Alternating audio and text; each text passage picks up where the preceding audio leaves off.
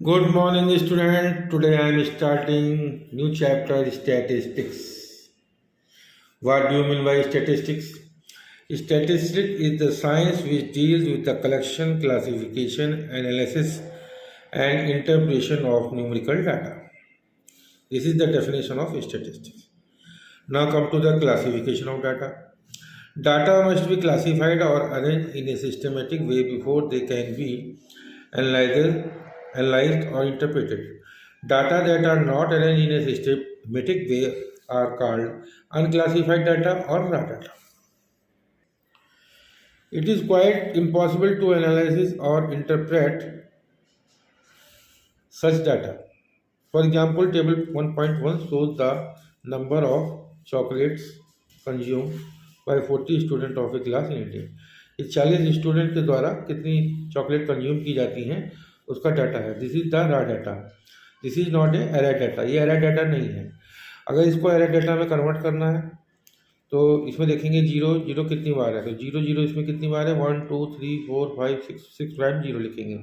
Zero के बाद number आता है 1 का. 1 कितनी बार है, 1 2 3 4 5 6 7 8 9 10 11. तो इसको असेंडिंग ऑर्डर में लिखना है. तो अरे डाटा क्या होता है, the simplest way to organize raw data. This is raw data. Raw data को सिंपलेस्ट वे में ऑर्गेनाइज करना is to arrange them either in the ascending order or in the descending order. Data arrange this way is called array data. इस raw data को ascending order में या descending order में लिखने को ही हम क्या कहते हैं, अरे डाटा कहते हैं. Now come to the exercise 1A. The marks obtained by 25 students in a test are as follows. ये 25 स्टूडेंट्स के मार्क्स हैं इस एग्जाम में. Represent this as array data and construct a frequency distribution table. इन data को, ये रा data दिए गए हैं 25 स्टूडेंट्स के, इनको आपको एरे डाटा बनाना है और फिर उसकी फ्रीक्वेंसी डिस्ट्रीब्यूशन टेबल बनानी है. Similarly question number 2.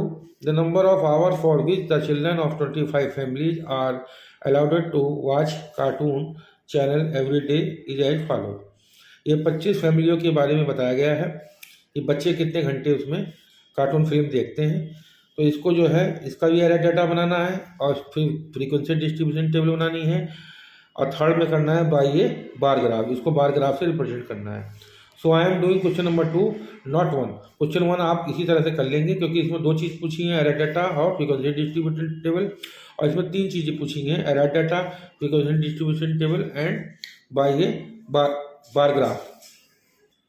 तो ये जो आपका रा डाटा है इसको हम असेंडिंग ऑर्डर में लिख रहे हैं. जीरो कितनी बार है, ये देखिए जीरो इसमें जो है 1 2 3 4 5 टाइम जीरो है. तो मैंने 5 टाइम जीरो लिखा. 0 1 2 3 4 5. फिर हम देखते हैं 1 कितनी बार है, इसको काउंट करेंगे तो 1 2 3 4 5 6 7 8 9 10 बार 1 है. तो मैंने 1 को 10 बार लिख लिया.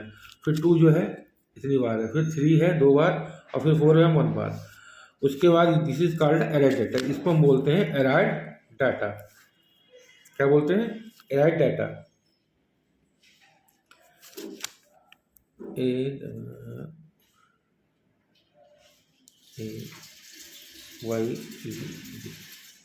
This is called the array data. अब हमको फ्रीक्वेंसी डिस्ट्रीब्यूशन टेबल बनानी है. तो एक जगह लिखेंगे number of hours, tally marks और फ्रीक्वेंसी. ये फ्रीक्वेंसी है. तो number of hours zero. Zero कितनी बार है, पहले जीरो लिखा, फिर 1 लिखा, फिर 2 लिखा, फिर 3 लिखा, फिर 4 लिखा. डिफरेंट नंबर है ना, 0 1 2 3 4. अब जीरो कितनी बार आया है, 5 बार. 1 2 3 4 5. तो 5 लाइन 1 2 3 4. और 5वीं लाइन यहाँ नहीं खींचा जाए, कट कर, इसको कट कर देते हैं. That is the 5th line. फिर 1 कितनी बार है, 10 बार है. तो 1 लिखा है यहाँ पर. ये 5 लाइन ये रिप्रेजेंट कर रहा है 1 2 3 4 5 और 1 2 3 4 5. तो 5 5 10 हो गया. और इनकी जो जितनी लाइन है उनके नंबर्स यहाँ रख देते हैं. जैसे 5 लाइन है तो 5 फ्रीक्वेंसी, यहाँ 10 लाइन है तो 10 फ्रीक्वेंसी. 2 कितनी बार है, 7 बार है. तो 5 ये हो गया, 2 ये 7. तो यहाँ पर काउंट करके लाइन को हमने यहाँ फ्रीक्वेंसी लिख दी. ऐसे 3 का 2 बार है तो 2 हुआ फ्रीक्वेंसी, और 4 का 1 टाइम है तो 1 है. This is the called frequency distribution table. इसको फ्रीक्वेंसी डिस्ट्रीब्यूशन टेबल कहेंगे. अब थर्ड में है बार ग्राफ. तो एक तरफ लिखेंगे नंबर ऑफ आवर्स और एक तरफ लिखेंगे नंबर ऑफ फैमिलीज. और यहाँ पे नंबर ऑफ आवर्स जो है 0 1 2 3 4, तो 0 1 2 3 4 लिख लिया। और उसके बाद यहाँ 5 10 15 20 25, और उसके बाद इसको इंडिकेट कर दिया। जैसे 0 कितना है, 0 आवर में कितना है 5 है, तो 0 जो है वो 5 हाइट तक जाएगा। फिर 1 कितनी बार है 10 बार, तो 1 जो है 10 हाइट तक जाएगा। You can make this on graph paper, इसको ग्राफ पेपर पे आप बना लीजिएगा, तो ग्राफ पेपर पे बनाने में आपको आसानी रहेगी। इस तरह से फिर आपका है 2 वाला, वो कितनी टाइम है 7 टाइम, तो 2 वाला 7 टाइम, यहाँ तक हुआ 5, और 5 से थोड़ा ऊपर ये 7 हो जाएगा, क्योंकि यहाँ तक 10 है तो ये नीचे आएगा, 10 से नीचे यहाँ 7 हो गया। उसके बाद थर्ड वाला है 2, थर्ड वाले में ये आपका 2 हो गया, यहाँ तक 5 है, नीचे कर दिया इसका 2, और लास्ट वाले 4 में है 1, तो 4 में जो हो गया वो 1 हो गया, पतला सा हो जाएगा। और जो इसका जो बीच का ये डिस्टेंस है, ये इसकी जो चौड़ाई है वो सेम रहेगी, हर बार ग्राफ में सेम रहेगी। ये नहीं कि यहाँ इतना बड़ा इतना पतला बनाया, यहाँ और मोटा बना दिया, ऐसे नहीं, सेम ब्रेड के रहेंगे, इनकी जो ब्रेड है वो बिल्कुल सेम रहेगी। तो that is your bar graph of question number 2। तो क्वेश्चन नंबर 2 में हमने अरे डाटा बताया, फ्रीक्वेंसी डिस्ट्रीब्यूशन टेबल और आपका bar graph. Similarly you can do this question, the table shows for a robin spend A holiday. ये robin जो है अपनी हॉलीडे को स्पेंड कर रहा है, 8 घंटे पढ़ता है, 8 घंटे सोता है, 3 घंटे खेलता है, 1 घंटा खाता है और 4 घंटे अदर काम करता है। तो इसको आपको बार डायग्राम बनाना है और पाई चार्ट बनाना है। बार डायग्राम मैंने बनाना इसमें बता दिया आपको, अब मैं पाई चार्ट बनाना बता रहा हूँ आपको। पाई चार्ट कैसे बनेगा इसका, पाई चार्ट, बार डायग्राम तो बड़ा सिंपल है, पाई चार्ट कैसे बनेगा। Studying, sleeping, playing, eating and others, तो टोटल आवर कितने हो गए 8 8 16 16 3 19 20 24 आवर्स, तो यहाँ लिख लिया टोटल 24 आवर्स, ये हमने लिख लिया। अब हम पाई चार्ट के लिए क्या करेंगे, सबसे पहले स्टडिंग का यहाँ लिखेंगे फॉर स्टडिंग, फॉर स्टडिंग 8 घंटे वो पढ़ता है, 8 अपॉन टोटल आवर कितना है 24, 8 अपॉन 24 इंटू 360, तो इसको आपने सॉल्व किया तो कितना आया 120 डिग्री। फॉर स्लीपिंग, वो भी 8 घंटे भी सोता है, तो 8 अपॉन 24 इंटू 360 सॉल्व करने पर 120 आएगा। फॉर प्लेइंग, ये है आपका 3 घंटे खेलता है, 3 अपॉन 24 इंटू 360, इसको सॉल्व करने पर आया 45 डिग्री। नेक्स्ट है फॉर ईटिंग, फॉर ईटिंग, तो फॉर ईटिंग 1 घंटा खाता है तो 1 अपॉन 24 इंटू 360 तो आया 15 डिग्री। फॉर अदर, और कामों के लिए उसको 4 घंटे लगते हैं, तो 4 upon 24 into 360 is equal to 60, इसको सॉल्व करने पर आया 60 डिग्री। तो ये 360 को ले रहे हैं क्योंकि we know that pie chart को हम सर्किल में बनाते हैं, किसमें बनाते हैं सर्किल में। तो एक सर्किल ड्रॉ कर लेंगे, सर्किल का ये सेंटर है, ये आप कंपास से बना लेंगे सर्किल। उसके बाद यहाँ पर एक ये ऐसे लाइन यहाँ पे मीट कर देंगे, इसको मिला देंगे। अब पहला क्या है स्टडी, स्टडी में कितने डिग्री का एंगल है 120 का, तो कम प्रोटेक्टर की हेल्प से, जो आपका प्रोटेक्टर होता है उसकी हेल्प से यहाँ पर प्रोटेक्टर रख के 120 का एंगल बनाएंगे। कितने का 120 का angle, this is the 120 angle. तो ये आ गया आपका, तो ये आपका हो गया स्टडिंग, यहाँ लिख देंगे स्टडिंग। फिर आप प्रोटेक्टर यहाँ से उठा के यहाँ रखेंगे, और फिर दूसरा है स्लीपिंग, वो भी 120 डिग्री आ रहा है। तो स्लीपिंग में आप यहाँ पर प्रोटेक्टर रख के और 120 का एंगल बनाएंगे, तो ये आपका हो जाएगा स्लीपिंग का। फिर थर्ड वाला है आपका प्लेइंग का, प्लेइंग में आता है आपका 45 डिग्री एंगल, कितने का 45। तो कंपास ये आपका प्रोटेक्टर यहाँ रखकर यहाँ रखकर 45 का डिग्री का एंगल बना देंगे, ये यहाँ रखकर 45 डिग्री का एंगल बना देंगे, ये आपका हो जाएगा, ये आपका हो जाएगा प्लेइंग का 45 डिग्री। प्लेइंग के बाद है फिर आपका ईटिंग, ईटिंग में 1 घंटा खा रहा है तो 1 घंटे का एंगल कितना है 15 डिग्री। तो फिर 15 डिग्री का एंगल आप यहाँ से प्रोटेक्टर यहाँ रखकर आप 15 डिग्री का एंगल यहाँ बना देंगे, 15 डिग्री का एंगल, ये 15 डिग्री का एंगल हो जाएगा। और उसके बाद अदर्स में है 60, तो 60 का या ऑटोमेटिक अपने आप 60 का आएगा, दिस इज द एंगल, ये बनाने की जरूरत ही नहीं है आपको, ये 60 का अपने आप बन जाएगा।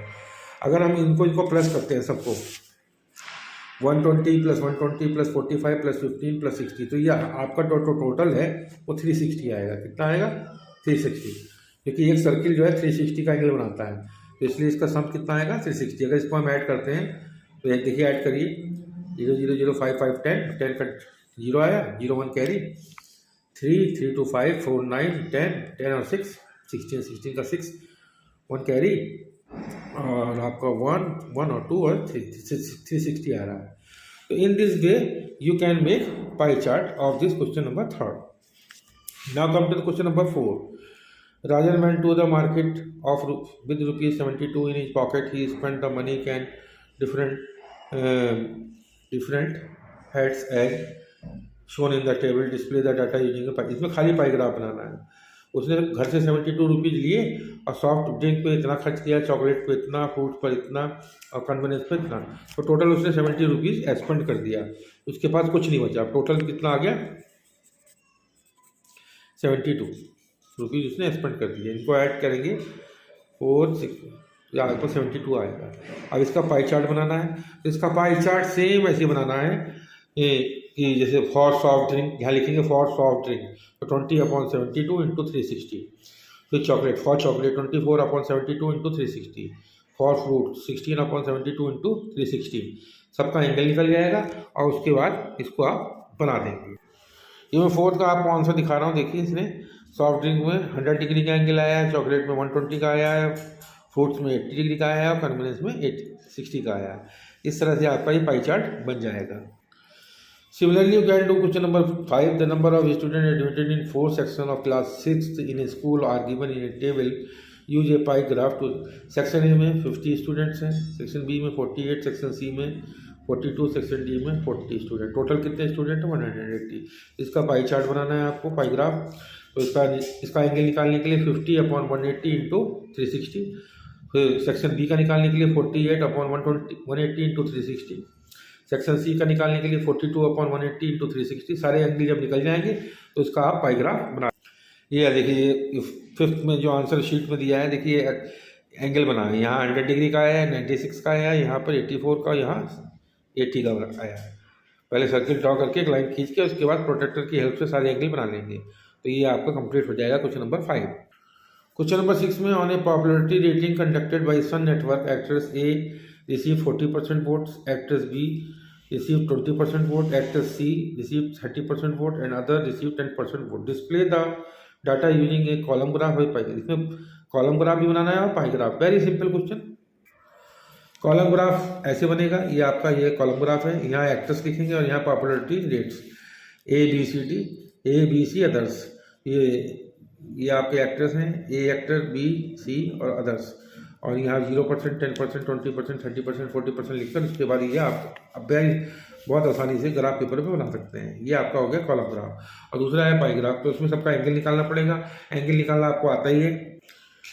और पाई ग्राफ बनाने के लिए इसमें फॉर एक्ट्रेस ए, एक्टर ए का कितना परसेंट है? 40%. तो टोटल कितना है? 100. तो 40/100 इंटू 360. 2 जीरो से 2 जीरो कट गई तो आपका आ गया 144 डिग्री. और फॉर एक्ट्रेस बी का लिए जो है बी का कितना है? 20%. तो 20/100 इंटू 360 तो आएगा 72 डिग्री. और उसके बाद आप इसका पाई ग्राफ बना देंगे लाइक दिस. देखिए 144 डिग्री है, यहाँ 72 है, यहाँ पर 108 है और यहाँ 36 डिग्री अदर्स का आ गया. तो ये एक्ट्रेस ए का है, एक्ट्रेस बी का है, एक्ट्रेस सी का है और ये अदर्स का है. तो ये पाई ग्राफ बन गया. ये कॉलम ग्राफ बन गया, ये पाई ग्राफ बन गया आपका. Similarly you can do question number 7. The table shows a family monthly expenditure in per month in percent represented by the data by a pi graph. ये पाई ग्राफ इसमें बनाना है, बड़ी आसानी से बन जाएगा. इसका आप टोटल यहाँ कर लीजिएगा. टोटल कितना आएगा यहाँ टोटल लिख लीजिएगा. टोटल क्योंकि टोटल की जरूरत पड़ेगी ना. तो टोटल कितना आएगा? 5 5 10 15 20 0 2 कैरी 2 2 4 5 6 और 4 10. यहाँ आएगा 100. कितना आएगा? 100. तो आपको फूड का निकालना है. तो 45/100 इंटू 360. तो इसमें आपको फूड का एंगल निकालना पड़ेगा. तो फॉर फूड निकलेगा 45 टोटल कितना 100. 45/100 इंटू 360. तो सॉल्व करने पर आएगा 162. तो फूड का एंगल होगा 162. ऐसे क्लोथिंग का निकाल लेंगे, ऐसे हाउस रेंट का एंगल निकाल लेंगे, एजुकेशन का और मिसलेनियस का. सबका निकालने के बाद इसका आप पाई ग्राफ बना देंगे. इसका आप पाई ग्राफ इस तरह से बना देंगे लाइक दिस. देखिए फूड का 142 है, 162 है, क्लोथिंग का 36 है, हाउस रेंट का 54 है और ये आपका मिसलेनियस का है. Similarly you can do this question. Draw pie graph corresponding to the data given below. Item है agriculture, industry, defence, education, other heads. Expenditure दिया है इन करोड़ रुपीज़ 500, इतना इतना इतना दिया है। इसका आपको क्या बनाना है, पाईग्राफ बनाना है। तो सबको पहले ऐड कर लेना है, टोटल यहाँ लिख लेना है, टोटल यहाँ पर, क्योंकि टोटल की जरूरत पड़ेगी आपको यहाँ पर। तो टोटल यहाँ टोटल लिख कर इनको सबको सब कर लेना जो आएगा यहाँ। तो अब आपका एग्रीकल्चर का एंगल निकालना है, तो फिर 500 अपॉन टोटल जो आएगा इंटू 360 सॉल्व कर लें, एंगल निकल जाएगा 350। इनको सम करने पर 1800 आएगा। तो आपको अगर एग्रीकल्चर का एंगल निकालना है तो 500 अपॉन 1800 इंटू 360 उसको सॉल्व कर लेंगे तो एंगल निकल जाएंगे।